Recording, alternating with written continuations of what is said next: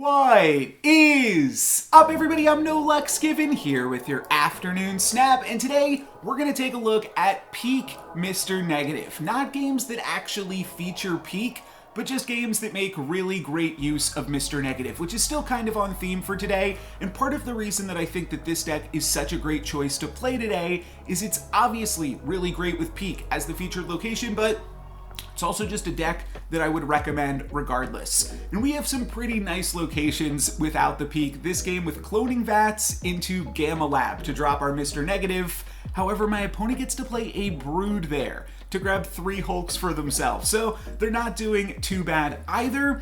But then on turn 4, we draw Flipped Iron Man, which is like the best card in the game, and certainly really powerful once you have access to Cloning Vats. So now I'm going to be able to grab 3 uses of this Flipped Iron Man. I'll play it in the Cloning Vats this turn, grab an additional copy. Next turn, I'll play it in the Cloning Vats again, so we will definitely win that location, as long as my opponent doesn't have like Enchantress or something. And then on the final turn of the game, I'll be able to throw that Iron Man into one of the other 2 locations, probably that Gamma Lab, and defeat all of those Hulks that my opponent has played. We're just going to use the negative zone in this game to kind of contribute power into the other locations so that we can try to win those. And this turn we'll do that with Ironheart plus Absorbing Man, just trying to send those triggers over onto the Hulk and Zabu and Iron Man to pump those locations up. We don't need any more power in the Cloning Vats. I think we're going to be just fine there, and as you'll see, we'll also be just fine in the Gamma Lab. I'm going to jump ahead a little bit. My opponent plays a Blue Marvel. I play a pair of Ironhearts plus a pair of Iron Men.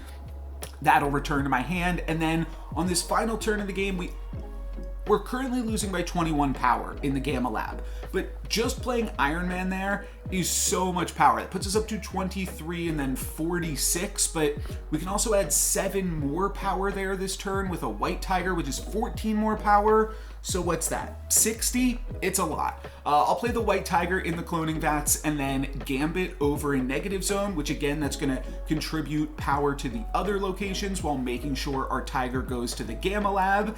And my opponent is just going to retreat. We definitely would have won this one. This is one of my favorite games with this deck, and I snap on turn 1, seeing that we have the perfect curve. Bast into Psylocke into turn 3 Mr. Negative. And then hopefully we'll be able to do some fun stuff with that Mr. Negative down the line. My opponent's going to play a Nebula. They will throw down an Armor, and we're going to battle for Asgard and just kind of let my opponent's Nebula do its thing. But the fact that we get to actually battle for Asgard while flipping our deck over with Mr. Negative is pretty sweet. We'll see on this turn, my opponent plays a Rocket Raccoon, so they're not going to let Asgard go super easily.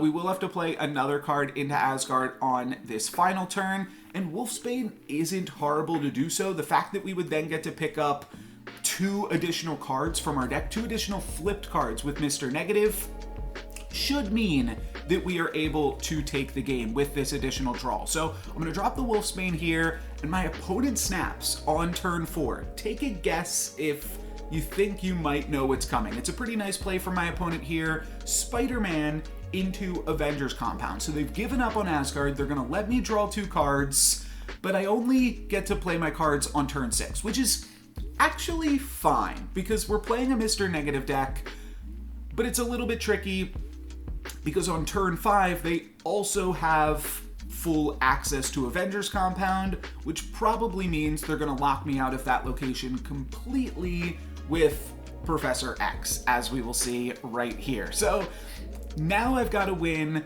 the Hellfire Club. I think they're going to let me have that one.